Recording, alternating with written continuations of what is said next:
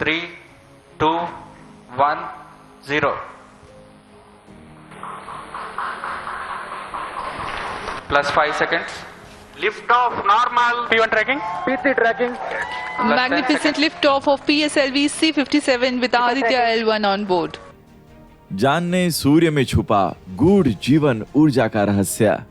उड़ रहा देखो उभरते नए भारत का आदित्य, लेकर ये अपने साथ बौद्धिक क्षमता का सत्य। भारतीय वैज्ञानिक रच रहे खुशियों का साहित्य। सूर्य की ओर उड़ रहा देखो उभरते नए भारत का आदित्य। इससे पहले कि चंद्रमा की धरा पर विक्रम की पहली शाम होती, वैज्ञानिकों ने सूरज की ओर अपना सूर्यदूत आदित्य रवाना कर दिया है। आदित्य भारत की पहली स्पेस ऑब्जर्वेटरी अंतरिक्ष वेधशाला का नाम है। Congratulations. The Aditya L1 spacecraft has been injected in an elliptical orbit of 235 by 19,500 km, which is intended very precisely by the PSLV. Very unique mission mode here, with the upper stage of the PSLV taking 2 burn sequence for injecting the primary satellite for the first time. So I want to congratulate PSLV. Congratulations, India.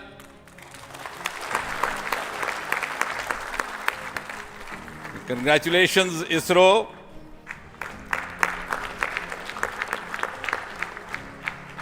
And while the whole world watched this with bated breath, it is indeed a sunshine moment for India.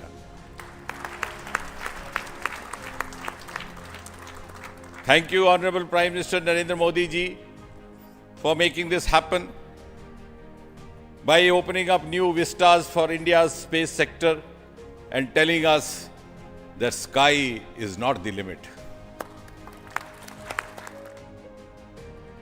सूर्य का चरित्र समझने ये rocket Aditya mission को L1 point की ओर ले गया है। इस लंबी यात्रा का गंतव्य है पृथ्वी तथा सूर्य के बीच का ये लॉन्ग रेंज पॉइंट L1। पृथ्वी से 15 लाख किलोमीटर दूर है हमारे आदित्य का ये गंतव्य डेस्टिनेशन। सूर्य से हमारी कुल दूरी का मात्र 1%। इस लंबी यात्रा की सफलता के लिए इसरो अध्यक्ष सोमनाथ ने मिशन लॉन्च से पहले प्रार्थना भी की। सूर्य की ओर शुरू हुई ये यात्रा 5 सालों तक नहीं रुकेगी। Now from now, the Aditya L1 will take its journey after some Earth maneuvers. It will start its journey to the L1 point.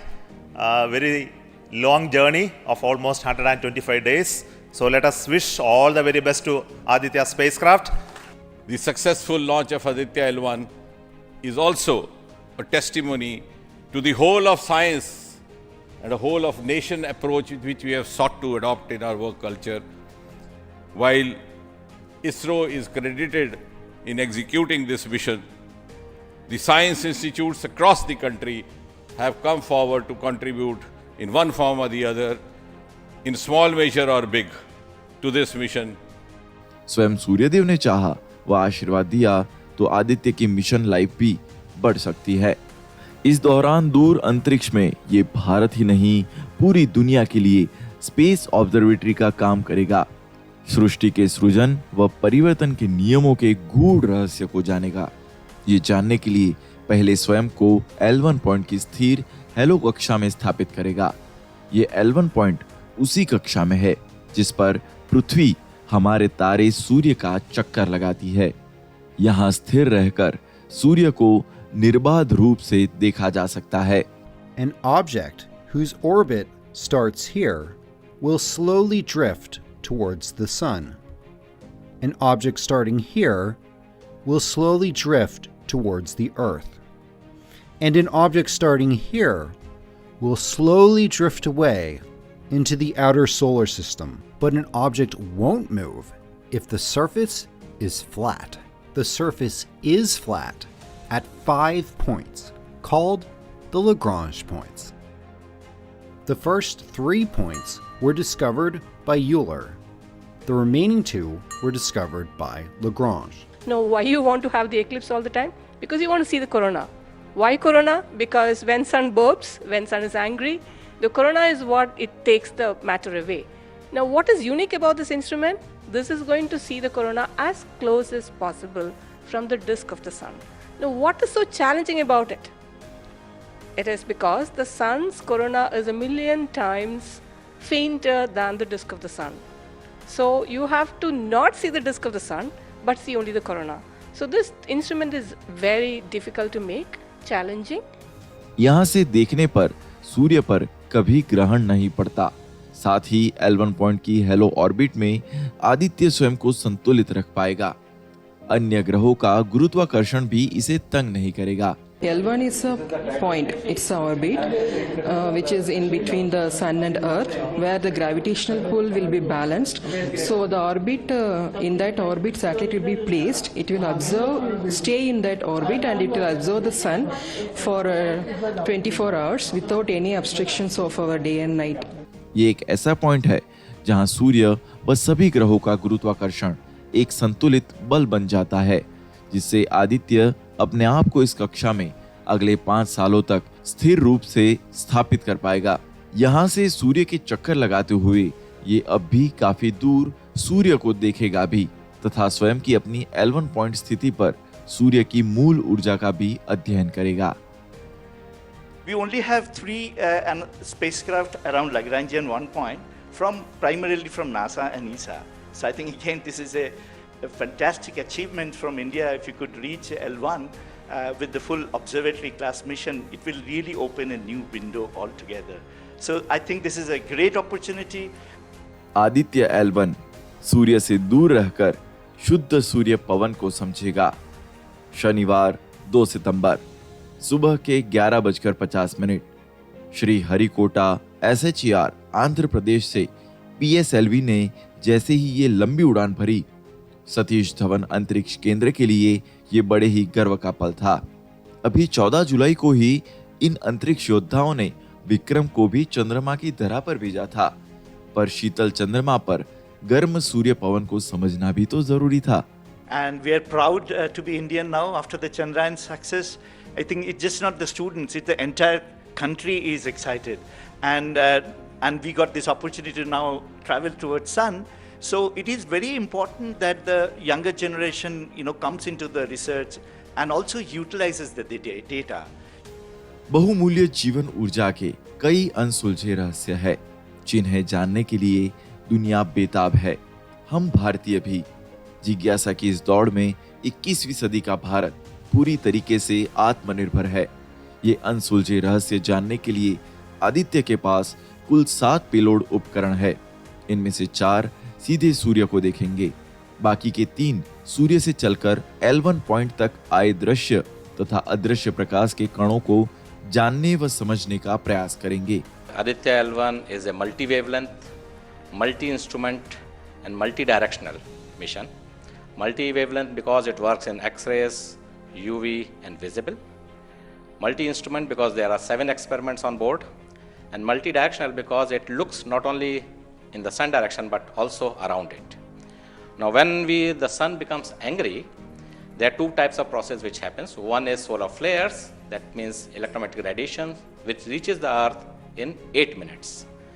But along with that, there is a mass which is also ejected out in form of plasma, and that can take about 2 to 4 days to reach the earth. What we are looking for from the Aditya L1 mission is to see the impact of solar flares as well as coronal mass ejections as they comes to the earth. इनमें से कई प्रारंभिक कण पदार्थ की चौथी अवस्था plasma से जुड़े हैं, जिनका चुंबकत्व, चुंबकीय व्यवहार, उनकी प्रवृत्ति जानने के लिए बहुत जरूरी है। जो 4 उपकरण दूर से सूर्य को देखेंगे, उनमें से एक है VELC, जो कि SAC अहमदाबाद व IIA बेंगलुरु ने मिलकर बनाया है। We are having a continuous view of sun 24 hours. It is not, there is no day, there is no night there actually. All 24 hours it is seeing the sun. The instrument is seeing sun and it is getting the data. प्रक्षेपण के 127 दिन बाद आदित्य जब L1 point के चारों ओर की hello orbit में पहुंच जाएगा, ये VELC रोजाना सूरज की 1440 तस्वीरें पृथ्वी पर भेजेगा। Visible emission line coronagraph is meant to observe the solar corona, that is the outermost layer of the sun. And the uniqueness of this VLC is we are going to measure the solar corona from the lowermost boundary, that is from 1.05 solar radii. That is the main uniqueness of this Aditya. Because the corona is hot, the emission which you get is in the terms of it's not absorbing the light which is coming from the sun, but it's already hot, so it is coming down by emitting lines. So we are tracking these lines using what? A coronagraph. Now what is a coronagraph?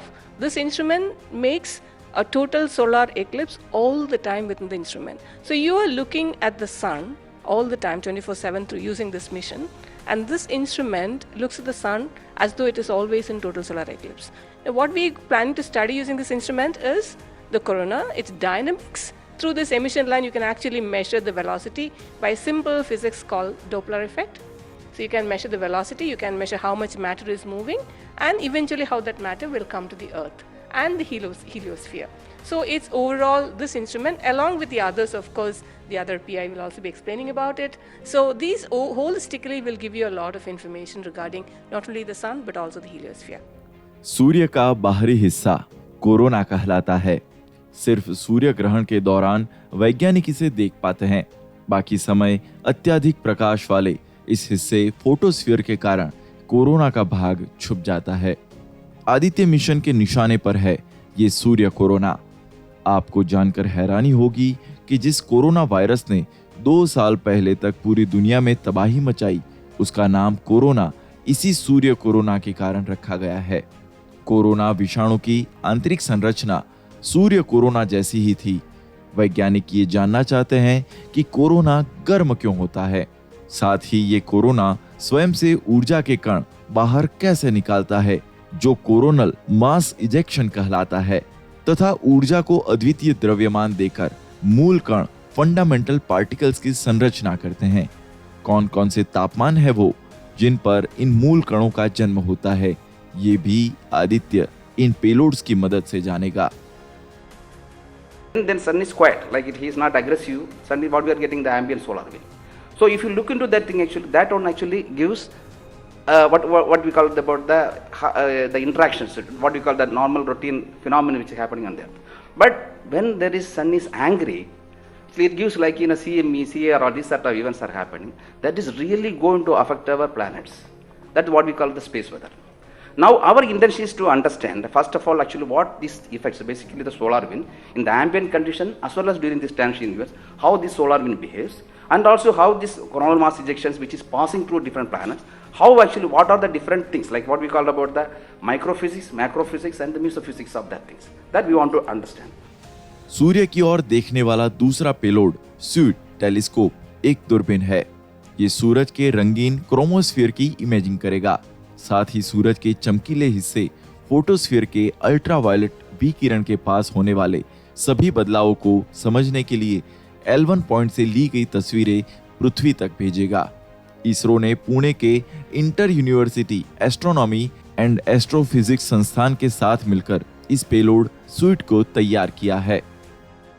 Soot is going to be looking at the ultraviolet radiation in 2000 to 4000 angstrom, if that matters to you, emits from the lower and the middle atmosphere of the sun. And what we want to look at that how in general the sun's atmosphere is coupled by looking at the observations at various height, and how actually this radiation is coming and getting absorbed in the Earth's atmosphere, and what kind of effect it can have in the chemistry of ozone and oxygen, for example, and also these explosions which are happening, how much radiation they are creating and how much effect it might have.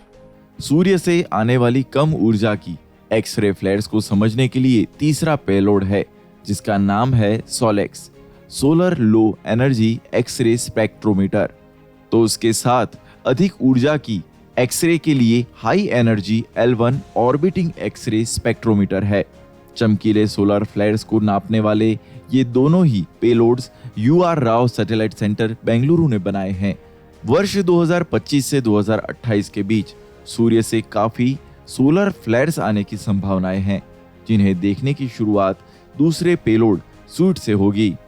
इन सूर्य पवनों के L1 point पर पहुंचने से पहले सूर्य के केंद्र में जन्म लेते समय भी जिसे देखा जाएगा।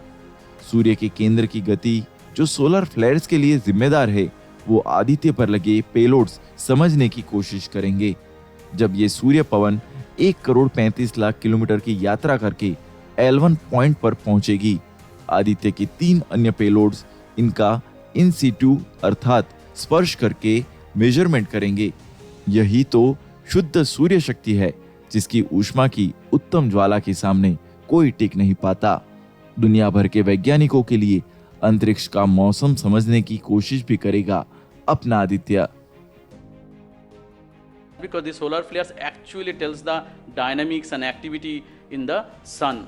So the thing is, there are 2 unique instruments built by URAO Satellite Center that is going to cover the solar flares from 1 kV to extremely high energy, about 200 kV.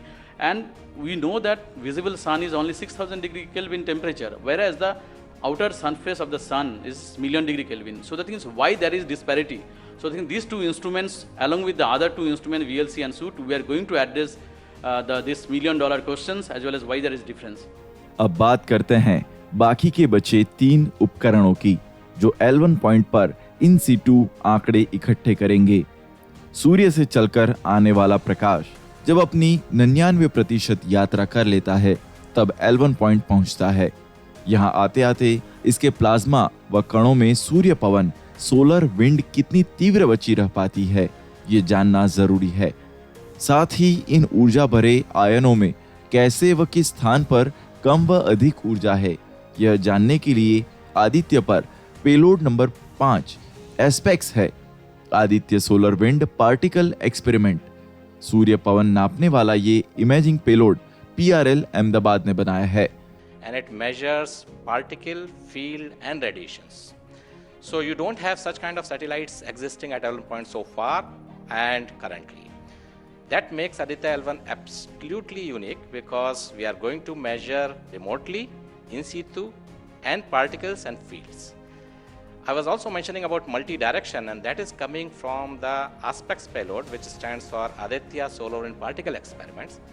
And this is going to measure particles ranging from 100 EVs going to several MeVs. And therefore, we should know in what direction the plasma is coming and whether the plasma is getting accelerated in between when it comes from sun towards earth. And therefore, there is a multi-direction information which is available from the ASPEX payload because it consists of 2 sensors, SWIS and STEP, essentially giving you in 2 different energy bands, and therefore we'll be able to quantify the CME, CIRs and all the process which is happening on the sun which gives out coronal mass ejections. छठे payload का बड़ा ही दिलचस्प नाम है, पापा कहते हैं इसे plasma analyser package for Aditya, जिसे विक्रम साराभाई स्पेस सेंटर ने बनाया है। That's why we named it as PAPA. PAPA means Plasma Analyzer Package for Aditya. This is developed by Space Physics Laboratory in support of Vikram Sarabhai Space Center. And now this instrument has 2 components. If you look at the solar wind, basically it comprises of 95% protons, then alpha particles roughly around 4 to 5%, then equal number of electrons also. So our PAPA is a comprehensive package measuring both ions and the electrons. 7वां व अंतिम payload है magnetometer. ये L1 point पर 2 ग्रहों के बीच की magnetic field को नापेगा। बेंगलुरु की इलेक्ट्रो ऑप्टिक्स सिस्टम लेबोरेटरी ने इसे बनाया है। सूर्य के प्लाज्मा से निकलने वाले कणों में कितना चुंबकत्व है, ये आगे कैसे बढ़ते हैं, साथ ही 2 ग्रहों के बीच में सूर्य की मैग्नेटिक फील्ड कैसी होती है, आदित्य इन सभी बातों का भी अध्ययन करेगा। The magnetic field measurements are very crucial in space and especially at L1 point. What we are going to measure with magnetometer is the interplanetary magnetic field that is coming all the way from sun and towards the earth.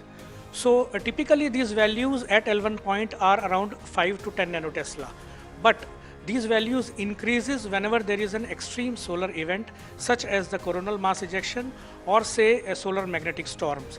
Now these events are crucial to monitor the near earth space weather because these can have an effect on the life on earth. If you remember Quebec, there was an event when the power lines were snapped few years ago. That was because of an extreme solar event. So to keep an eye on the surroundings of Earth, we need these measurements, and apart from that, for solar wind observations also, these measurements will be crucial. पृथ्वी पर आज जो भी जीवन है, पेड़, पौधे, घास, पशु, पक्षी, कीट, जीवाणु या विषाणु, ये सभी सूर्य की देन है। जीवन और है क्या? सूर्य का धन ही तो है। शाश्वत ऊर्जा के स्रोत सूर्य के बिना बहुमूल्य जीवन का पनपना नामुमकिन है। आप सोच भी सकते हैं, जर्मिनेशन ऑफ प्रीशियस लाइफ सूर्य के प्रकाश के बिना संभव नहीं। माना कि जल ही जीवन है, पर किसके ठंडे होने से बना है जल? कौन सी थी वो ऊष्मीय ऊर्जा जो बिग बैंग सुपरनोवा एक्सप्लोजन से निकली थी? वो ज्वाला जो आज सूर्य जैसे सभी तारों को ऊर्जा का शाश्वत स्रोत बनाती है। Science ambition that to find out what all the chemical reactions are happening over the sun and how it can be tapped or how it can be understood, so that the same type of chemical reaction if we do in the ground with the same type of chemical composition, so how it can help for the common man. Surya Prakash न होता तो पेड़ न होता, जीव न होता, जीवन न होता, प्राणी न होते, प्राण न होता। सूर्य प्रकाश में वो कौन सा प्राण छुपा हुआ है? वो कौन कौन से असाधारण कण हैं जिन्हें भले ही वैज्ञानिक सोलर न्यूट्रिनो कहते हो और वो पृथ्वी पर आते आते कम भी हो जाते हो, पर फिर भी हमें जीवन देने में सहायक है। इन सभी बातों का आने वाले समय में समझेगा आदित्य, पर एक साधारण दिमाग का मनुष्य तो मात्र यही जानना चाहता है कि बीज से पेड़ कैसे बना दिया सूर्य प्रकाश ने। वायुमंडल स्टडी करने के लिए है। जो बाहर का सूर्य का वायुमंडल है उसका तापमान तकरीबन 10 लाख डिग्री है, परंतु जो सूर्य के सतह का तापमान है वो 5700 डिग्री है। तो ये प्लाज्मा है, जो प्लाज्मा है वो 10 लाख डिग्री कैसे पहुंच जाता है? जनरली होता क्या है कि अगर आप ओवन के पास बैठे हुए हैं तो आपको गर्मी लगती है, परंतु आप अगर दूर जाते हैं तो कम गर्मी लगती है। तो इसी से हम लगता है कि बाहर का तापमान कम होना चाहिए, परंतु इस केस में, सूर्य के केस में उल्टा होता है। भारतीय संस्कृति, इंडियन कल्चर में सूर्य के कई नाम है। आदित्य उनमें से एक। भानु, मित्र, रवि, मार्तंड, भास्कर, प्रभाकर तथा विवस्वन आदि सतरंगी सूर्य प्रकाश देने वाले सूर्य के नाम पर हम रविवार मनाते हैं। सप्ताह के 7 दिनों की शुरुआत भी हम भारतीय संस्कृति में युग युगांतर से इसी से करते आए हैं। India has a long tradition of looking at the sun from the ground. In fact, from Kodaikanal Observatory, we have been observing the sun for more than 100 years. And also we have beautiful, solar observatory at Udaipur, in the lakeside, and at Nainital. We are looking at the sun. But there are limitations of looking at the sun from the ground because you can only see the lower atmosphere of the sun. So this was very, very important that we could go to the space, and this is a fantastic opportunity. Originally, more than 10 years back, we were only looking at a small satellite program, and then Professor U.R. Rao suddenly came up with this idea, why are we taking baby steps? We should think big. We should go to much longer distance. And then this opportunity came in, the Lagrangian 1 mission. The entire country, all the scientific institution got very much highly motivated. There are multiple payloads were then proposed. भारतीय रीत रिवाजों में मकर संक्रांति, कर्क संक्रांति, छठ पूजा, पोंगल, बैसाखी तथा कुंभ मेले के आयोजन में ऊर्जा के स्रोत सूर्य की पूजा का विधान है। इसीलिए हम भारतीय सूर्य को सूर्य शक्ति देने के कारण देव कहना पसंद करते हैं। सूर्य हमें वो खुशनुमा ऊष्मा देता है जो मनुष्य सहित सभी वनस्पतियों तथा प्राणियों के जीवन को श्रेष्ठ बनाती है।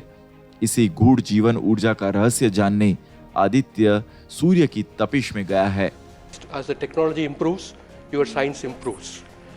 When I started my career in solar physics, I started with a photospheric magnetic field. Now we are in a position where we can do coronal magnetic field with Aditya L1, which was not feasible when I was doing my PhD. So similarly, as we move on and as the technology starts to improve, we would be able to generate much more capable instruments, much more compact instruments which will enable us to do much more science than what we can currently do. So we look forward to capitalize on ISRO's capabilities both at the large scale as well as at the small scale instruments, and also its capability for developing new technologies. Chandrayaan 3 launch has galvanized the whole nation, and everybody is interested to know what all is happening in the science and technology within the country. And therefore, this mission, along with the Chandrayaan 3 mission, that is the Aditya L1 mission and Chandrayaan 3 mission, is going to give us a lot of new information which is going to be very beneficial for the country. We love these kind of missions because the students and the general public, they're naturally interested. The interest is builds up towards the mission, and we want to use that to promote science, scientific temper, scientific thinking and interest in astronomy among the students.